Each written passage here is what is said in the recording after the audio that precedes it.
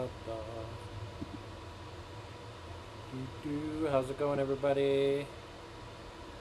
What's up? What's going on, fam? Yeah. We all up in this place. It's Thursday, middle of the day. It's about 3:30 here.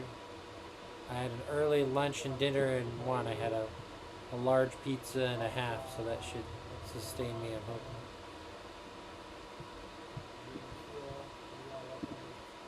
All right, per usual. Oh, Shayla just posted the rules. Thank you, Shay. Making yourself useful around here. We appreciate all you do for the channel and beyond. No spamming, no racism. Be nice to everyone in chat. No bathroom humor. No pedo talk. Also, no political or sports talk. I have reasons for all of that. They might seem arbitrary to you if you're new, but welcome to the fold. Nobody steps on anyone's toes around here, but my whole thing is I try to, what I lack in expertise, I just take you guys along for the journey with me, for the accountability and just the fun of it all. This isn't where somebody just gets on panel and filibusters and says my way's right and nothing else is wrong. We're open-minded over here, but most of us are on the spectrum wheel and or just coming out of a super crazy hurricane of a situation. Some of us a literal hurricane. I don't have any prepared scripture tonight. I just wanted to wing it. I wanted to speak off the cuff for 5 to 10 minutes before I have to make my din. So questions, comments, critiques, I can take it all. Just be kind and chat to each other. You don't have to be nice to me if you don't want to. That's fine. So when we talk about lust, what are we talking about here? This is a great subject because instead of me being some stuffy perfectionist, holier than thou type, you guys have seen me out here. I've said and done some things that I'm not proud of, and I've apologized and moved on from those things. But I've hurt other people, and that makes me so upset, like to no end. You know what I mean? Like I can't get back in a time machine and fix all that stuff. All I can do is be as perfect as possible going forward. But God, He can forgive us, and since the beginning of time, He's got all the details of our life worked out. He knows how many hairs are on our head. He knows how many feathers are on a bird as it flies by. And I came to that realization. I was praying the other night. I was like, wow, Lord, even though I didn't prepare for my future, you kind of did. Or not kind of, But it's like He cared more about my future than I did. And we try to make all our fancy plans, planning ahead and doing all this fancy adult stuff, right? But God's like, I'm not impressed, But then sometimes I think, well, He's really sadistic because since the beginning of time, a million years before I was born, He planned on giving me the world's crappiest life. And I'm like, but no other Christians really think that. But I bounce back and forth, and I'm a very realistic, honest person, so I just want to provide that perspective to you guys. You guys can sound off in the chat, let me know what's up. Hey, Amanda. Hey, Sally. How are you? Yay, Amanda's happy to see me for once. Woo, yeah, let's get it started in here. Let's get it started in let's get it. But it's just a stuffy, boring Bible study. You guys. I did a workout stream earlier, and it got like a ridiculous amount of views. But it's weird sometimes the whatchamacallit can reset itself, the algorithm. But yeah, so if you guys aren't believers today, it's going to sound a little cryptic and strange and wishy-washy.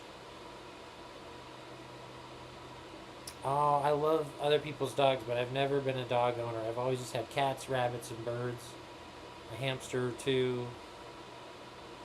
I went out with this gal. Do you think it's a red flag if a woman has a million snakes and reptiles in cages when you go to her house?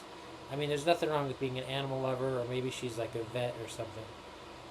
I didn't even ask her about it, but I dated this one super nerdy girl, and then I went to her place, and she had more snakes than a frickin' rainforest, all surrounding the living room. They're all in cages and stuff, but I'm like, ah. So I think there's a stigma, and she loved rats and mice, and Some people are just, it's like either or, you know, they just head for the hills or they have tons of pets, you know. Oh, I see. So you believe that God exists, but there's no way we can know him on a personal level. Is that what that means? Yeah, I think I'd get a gold star for that. I didn't have to look it up. Yeah, I was the same way for the longest time. I tried to run away from God like 7 different times, and I felt him grab me by the collar when I'm turning facing the other way. He pulls me back into his side, you know. So you wouldn't trust a rat-loving female? I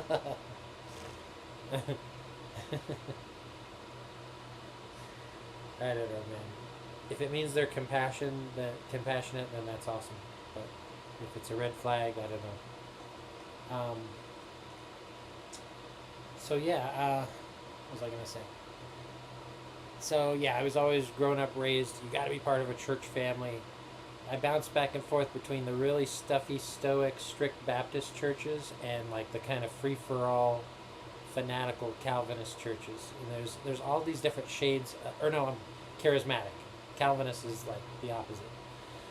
There's different shades of Reformed serious churches, just like there's different flavors of the rainbow for the charismatic ones. Some will like force you to speak in tongues, and you just walk in and your first day there, and everyone's rolling on the ground, jumping around, and it's just like a madhouse. So most of the churches are somewhere in between. But then there's ones that they'll just have a special seminars they go to once a year, like Acquire the Fire, and they'll just let it all hang out there.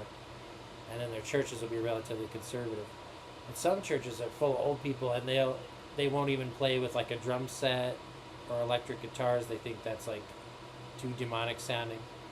Meanwhile, the charismatic churches, they're all about like having the fullest, greatest worship sound they can. So they go all in with all the electronics, spend a bunch of money on the fancy PA systems, and get all the instruments on stage. So I don't know what my point is with that, but I've always been attracted to both types of churches.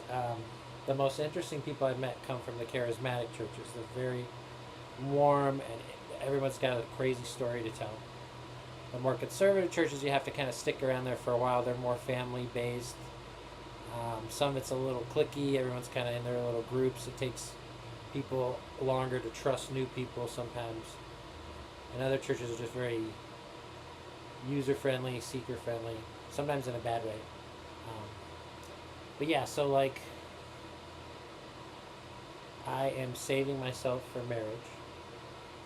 Some people are like, whoa, he's a virgin. Yeah, of course. People tease me about it, but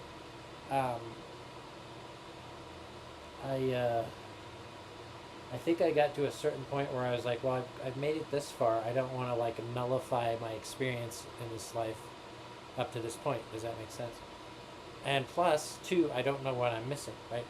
I've seen all my other friends turn into sex addicts just because they got a little too much taste of the honey in their 20s and they just got really into it. With me, it's not a thing. Now, I've done everything else. I was in a touring band for many years. I was in 3 very popular California bands.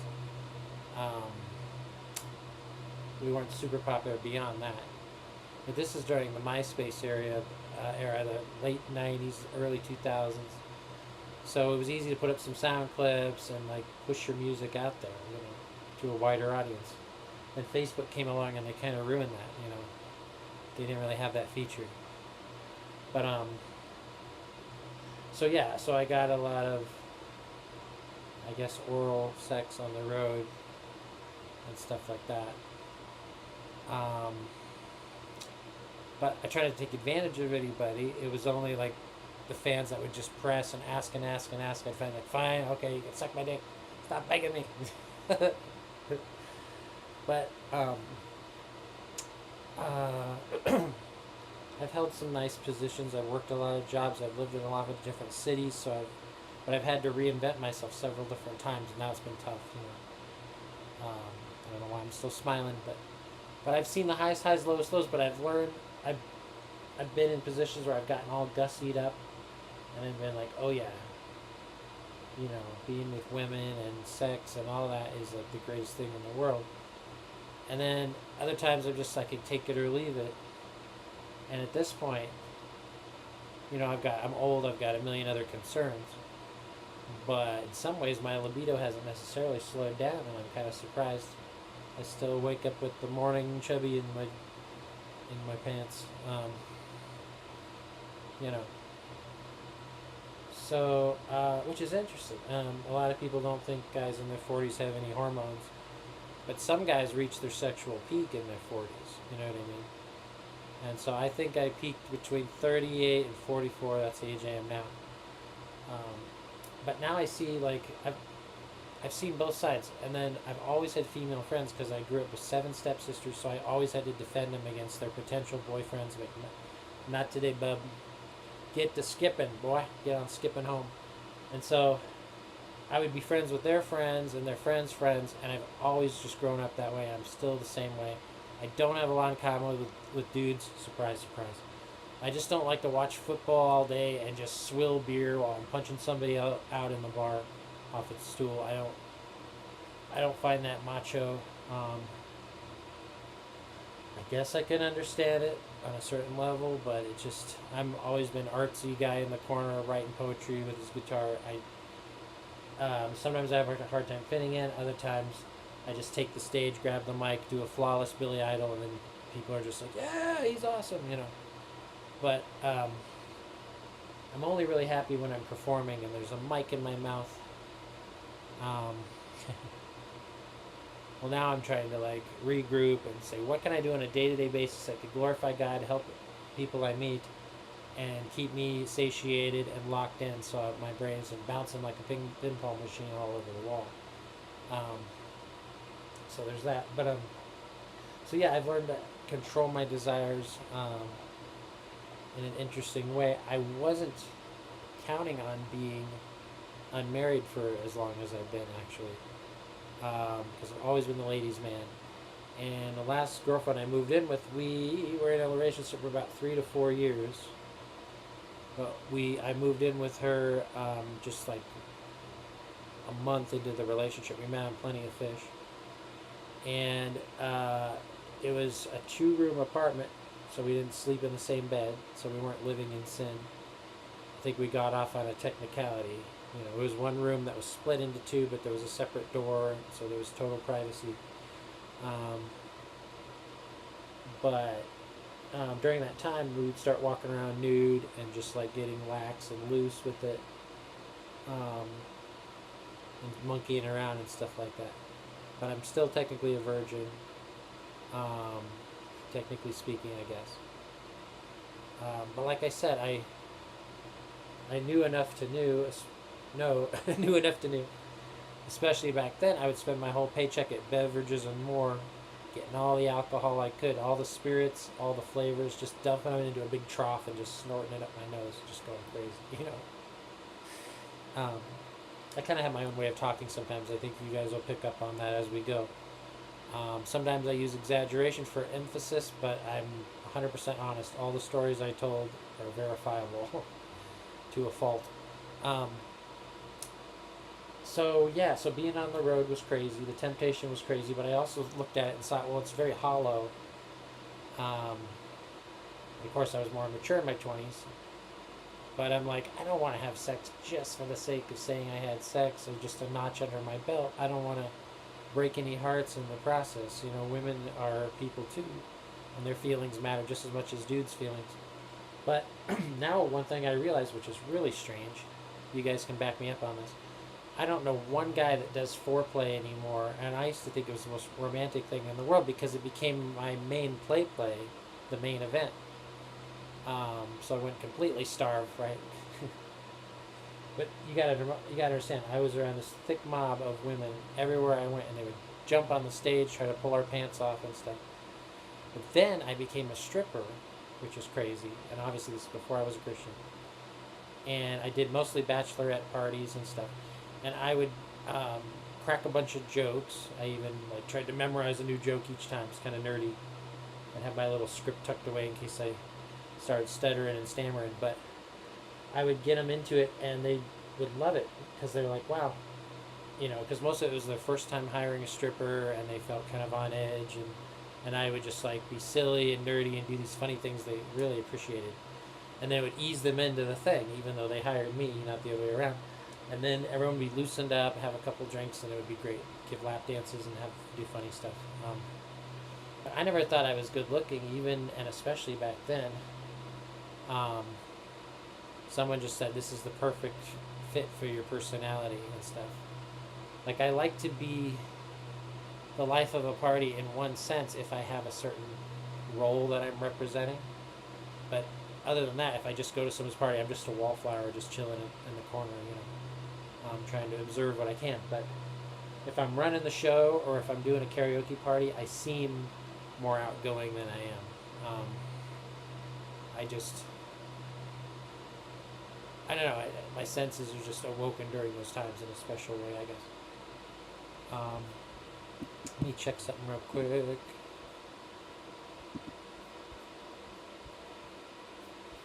Yay, 23 views in 15 minutes. That's not bad. We're averaging more than a view per minute. Please like and subscribe. Leave the thumbs up, but more importantly, click the bell notification. Change it from personalized to all, and then every time I go live, you'll be notified. We do different streams every day. We try to mix it up. Our topical streams are only 5 to 10 minutes, but I need you guys to weigh in and come in with your questions. Challenge the topic and the argument. You could say you're dead wrong. You could say this sucks. Don't quit your day job. Any type of feedback is very, very special to me. Nobody gets blocked in the chat just because you say something I don't like. I'm not going to time you out unless it breaks the rules or you're spamming, etc., etc. Any questions, comments, criticisms? I don't usually talk this much off the cuff without a script, so I don't know how much ground I covered. What else? So yeah, I don't know what I'm missing. I imagine it's pretty good. But I knew if I started in my 20s, I'd be addicted to this day. And I didn't need another addiction in my life because I've been told I have an addictive personality. They have to keep me away from the ice cream aisle in the store. The other day I went in for some Ben & Jerry's and I'm just like reading it. Each ingredient sounds more decadent and delicious than the last one. And then this old lady comes along up next to me and saddles up next to me. She's like, we're just laughing and reading the thing. Because we both wanted to buy it, but we were both too self-conscious to have anyone see us stick it in the cart. I know. It's strangers, so it's so dopey, but like in your 40s, you have to feel ashamed of going for the Ben & Jerry's. But when it's on discount, buy one, get one free. What a great deal. They're usually like $7 each, I don't know how much it is in your area.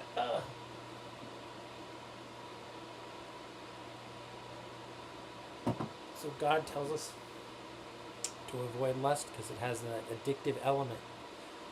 What's up, brother? And it's very strange, but I want to say, like, I don't want to sound like a typical Christian when I talk about this. There's nothing better than a woman's round rear end when she walks into the room. Every time a guy sees it, it's like seeing it for the very first time. And I know that doesn't sound very romantic. It just is what it is. Guys get a bad rap just for being more visually oriented than women are, but this is a fact of life. We don't just think perverted thoughts. When we see a woman's body, it's genuinely like seeing a beautiful flower. Like there's nothing more beautiful to us. Like the smooth skin, the curves, the whole stuff. Obviously, I don't have to explain it. But it's... Some women some of my female friends like, hey, women are every bit as sexual as men. Like it's some type of contest. But no, I think God made it a certain way for a certain overall result, really cool character.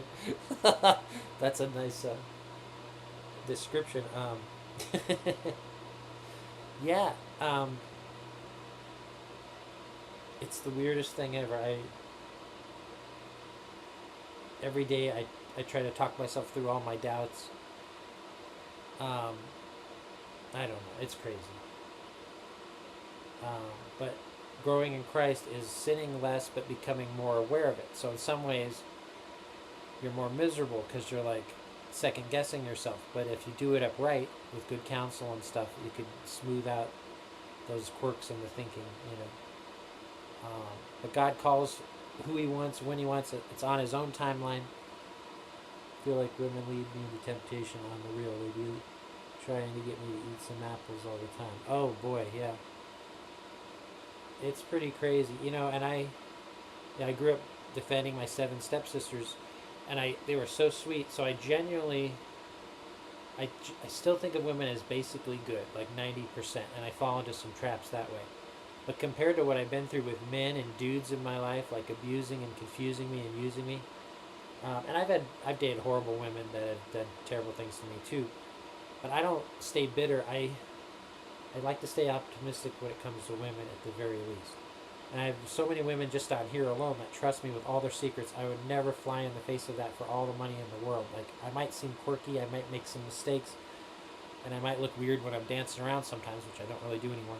Um, but I'm a good guy, and I wouldn't go against that trust because it was so hard earned, and I don't know. I haven't been so gentle with all the opportunity in my life, by point of comparison. So it is what it is. Um, but yeah, like women have this magic over a dude, and I don't think it works the other way around.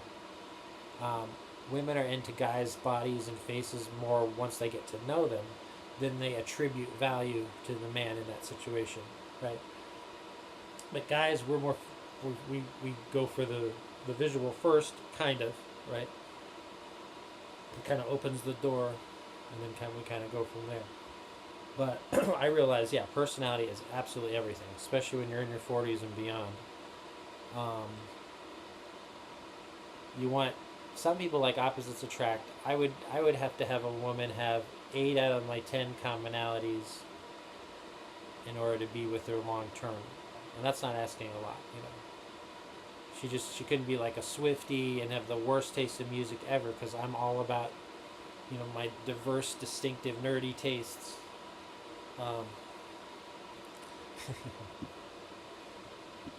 I don't know why so many women have great taste and everything else, but when it comes to movies and music, they drop the ball. I don't know what that's all about.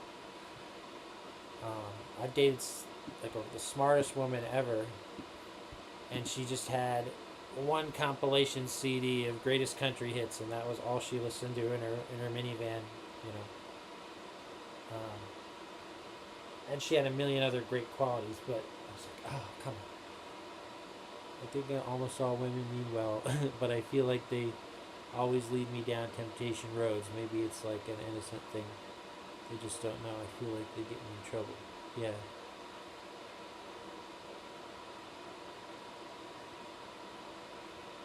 Yeah, and they can be manipulative because I think especially in this day and age, they feel like they have to compete with men.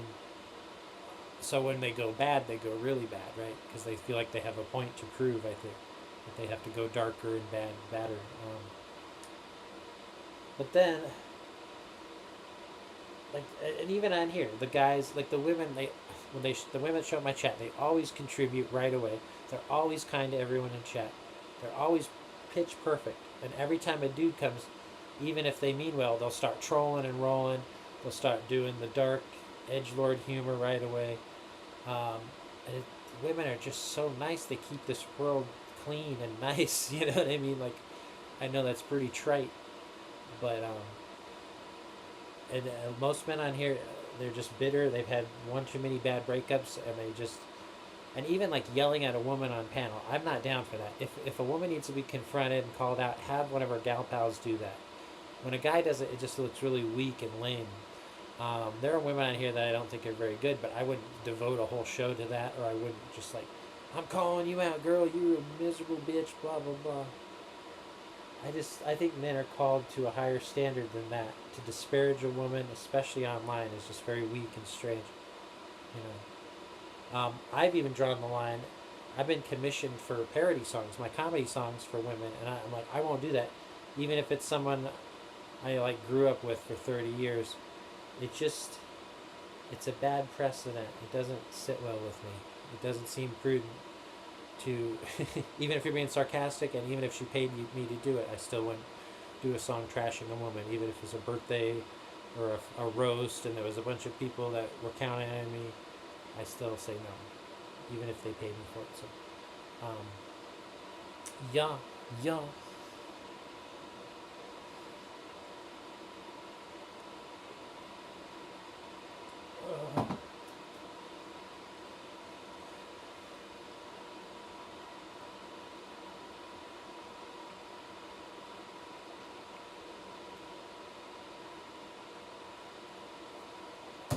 Oh.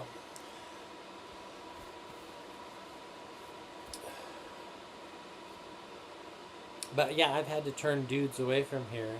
I've had to block and ban a lot of dudes because they'll just come in here and say, "Where's the pussy at?" And they'll start flirting with all my nice female fans or female subs. Fans is a strong word, right? But and I don't like that. Like, hey, people used to sit on my bigger channel, be like, "Hey, there's good pickings over at Maddie's channel." I'm like, what does that even mean? I'm like, why can't you just guys just come in and have a genial conversation? But they'll come in and they'll be like, "Hey, let me see your tits," blah blah blah. No, I earn those women fair and square, and they're here to contribute, be nice, and enjoy their lives. They don't need the harassment from a bunch of greasy dudes. That's why I don't have any male moderators. The last guy did that. He was really creepy with the women, but then he would be overly complimentary with me to the point where I knew he was grooming me and faking it, and I called him out, and I've never seen him since. But he was here every second of every day up until then. Um, so yeah, what do you guys think? Let me check my analytics. I don't know if any of my segues for when I change a topic make sense, but I just, whatever's on my mind, I have to yap about it before it goes, You guys have ADHD, maybe you know. Sometimes the ones closest to you can be the very one who leads you astray. Charm can be deceitful, appearance can be misleading, and the wrong influence can turn a man from wisdom towards destruction. Absolutely.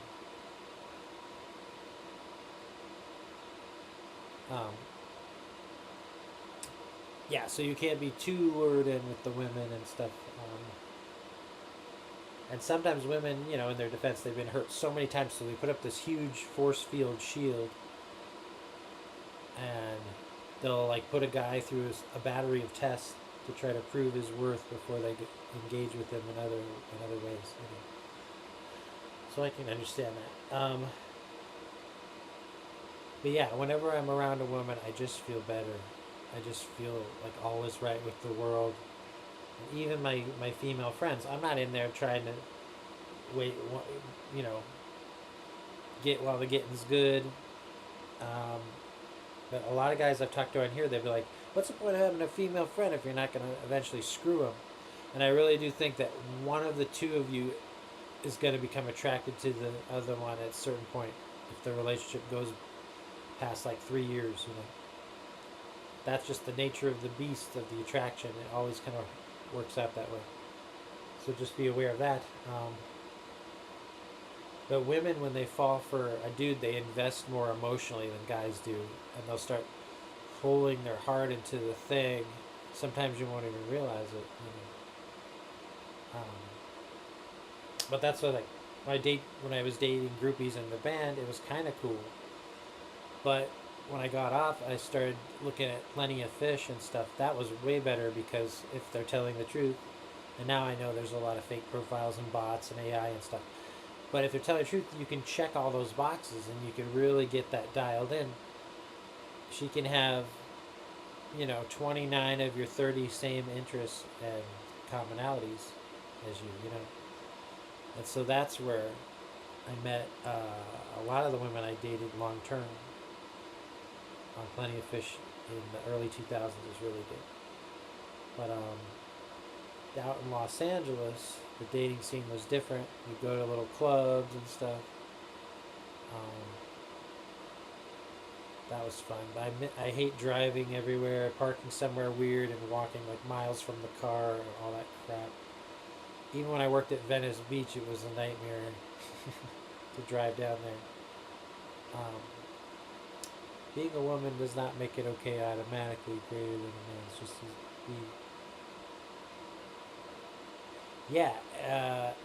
and as a Christian, God created them both perfect in their own right, but with a need that can only be filled by the other one. And so the symbolism of like the sex organs, it's like the two pieces fit together. Love from Pakistan. How are you, sir? Very nice to join us today. We're winding down. I have a couple more minutes to talk, and I gotta make din. I'm thinking about another pizza. I had a pepperoni bacon authentic Italian pizza. It was a Raconde or something. It was frozen, but it was so freaking good. It was like $5 at Grocery Outlet, but it was one of the best. Tasted real. Real cheese, olive oil, all that stuff. But yeah, any final thoughts, you guys? I'm glad you're contributing. This is pretty cool. But yeah, variety has hurt my channel while enhancing my brain simultaneously. I just when I get going with one successful stream, like the second I get off here, I'm going to do something radically different than this, whatever it may be. But that's just me. Variety is the spice of my life. But at the same time, I'm not trying to be a jack of all trades, master of none. I'm trying to take my 10 interests and boil them down into like 5 or 6 different things I could do every day, as far as streaming goes. But I don't want my live stream to be my bread and butter at this point. Just when I'm doing my concert streams, I want to get the occasional dono that could keep me floating, keep the pirate ship moving towards brighter shores, stuff like that. But it's difficult. I have an entertainer's gene, but I have incredible struggle with my mind. So 80% of the stuff I plan falls through somehow and ends up shooting me in the foot. So it's a daily distraction and struggle, and to just get a message across, if applicable, But I don't want to just be another talking head narcissist just wanting to hear my own voice. But I still want my streams to be as good that I would review them if in fact I had time to. So thank you guys for making this stream what it was, what it is, what it can be. We're trying to have a nice hobbyist community over here and build our little utopian pirate ship society. Like I said, I miss my bigger channel, but wah. It's all good. In the Bible, God commanded to go and strike Amalek. No, but that was in the Old Testament, and there was a reason for that, and it's super long and convoluted and stuff.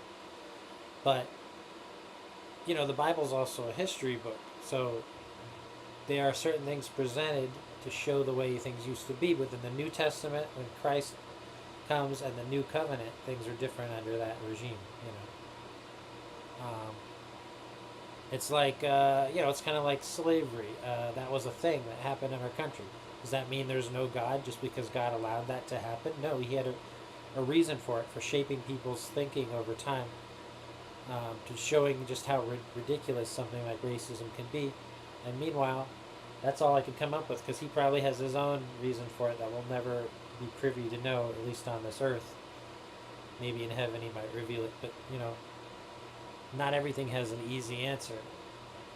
Why does God allow the suffering of kids and babies? That's the worst thing in the world. I mean, obviously, it gets everybody right in the feelers. And there's no super duper easy answer for that type of thing. The explanation would take hours and hours, and we still wouldn't be satisfied, depending on our frame of mind in the moment and when we heard it,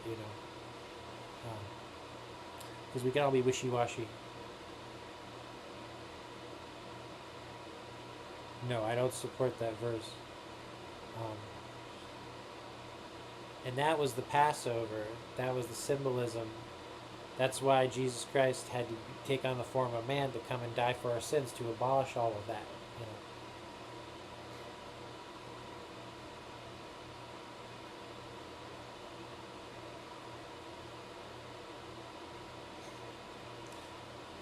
And yeah. But I mean, not all this stuff. Even Christians that have been reading the Bible for years, they'll still read a verse and get hung up on the meaning and be like, "Oh man, I don't know what this means. God, please illuminate it to me." So it's not supposed to just be easy digesting like a buffet where we take a little of this and a little of that because it sounds good to us in the moment. We don't get to do that with Christianity. You just have to pray until it sinks in. And I know that's the case because I am so stupid. I don't have a scientist brain, and it's so hard even to watch a documentary or listen to my favorite album by my favorite band because I get distracted even with the little things. So when it comes to doing a research project, I really have no focus and I'm freaking out. I'm like, why would you even create me, God? This is so stupid. Like, what are you trying to teach me? Just to be more frustrated? Like, how do I pass the test? But then I don't want life to just be a series of nonstop tests. I want to relax sometimes. So it's my thinking has to change too. It's not just, it's like a perception issue. Yeah, because people are imperfect, but the Bible is perfect. I mean, God's word is. So yeah, the slightest misunderstanding could send somebody thinking at a different path. But like I said, there's no way to quantify. Otherwise, we'd all just be born with a briefcase and speaking fluent languages and doing all these fancy things right from the cradle to the grave, right? Because it seems like it's more helpful to God taking care of this planet and doing all this stuff. But it's just hard for us to think. Like, I just have to accept God doesn't. I'm not saying I'm less special than my peers or equivalent, but I don't even know. It's hard to come to grips with. I have a decent life. Just made some mistakes and I got mixed up in the wrong crowd. Oh. All right, guys. We'll take one more question, comment, critique, and then we're out of here. Thank you so much for spending a few minutes with me on a Thursday evening or whatever time it is in your neck of the woods. 45 views. To like and subscribe. Tell a friend. Try to grow this channel in a beautiful way.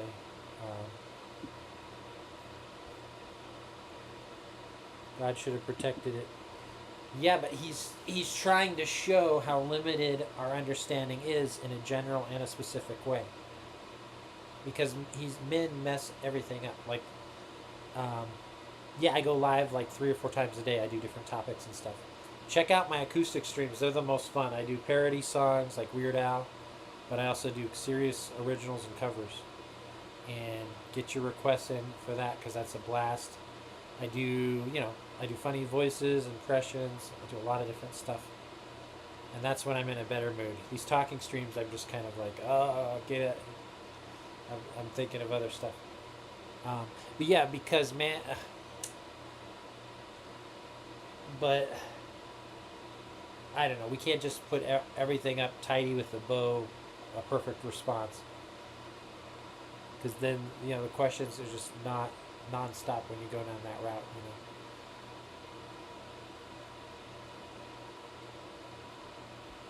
Come on, Lord. Oh, I'm so glad you're asking these questions. I wish I was a little more of an expert. But I do this because I am insecure in my own Christianity. And I want to find people who are like me, who are committed, but also really have a struggle in their lives, We're trying to find as much meaning as we can without getting too stuck up or too off track. Because I could yell at God every day. Why do I have ADHD? What do you want me to do? Because sometimes I'll just look at the framework and I'll look at the blueprint and I'll be like, I can't see how X plus Y equals Z or whatever you're trying to show me here. And I just get so sidetracked. I'm like, well, does God hate me? Is he mad at me? Or is he just testing me in these stupid ways? But I have a smile on my face. You can tell I've got some joy in my heart still, Don't end the live stream, let's talk. I appreciate it. Nobody's ever said that before.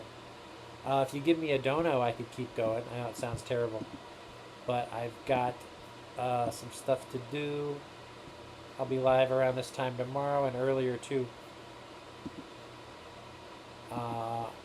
As far as Bible studies, I try to do these 2 to 3 times a week. I'm usually not that successful, but hold me accountable. And as my thinking gets more clear, I can designate these at a certain time and place and kind of implement it more. Yeah. Plus, that's the extent of my knowledge, rambling wise. Lord, I was born a rambling man. All right, guys, have a good one.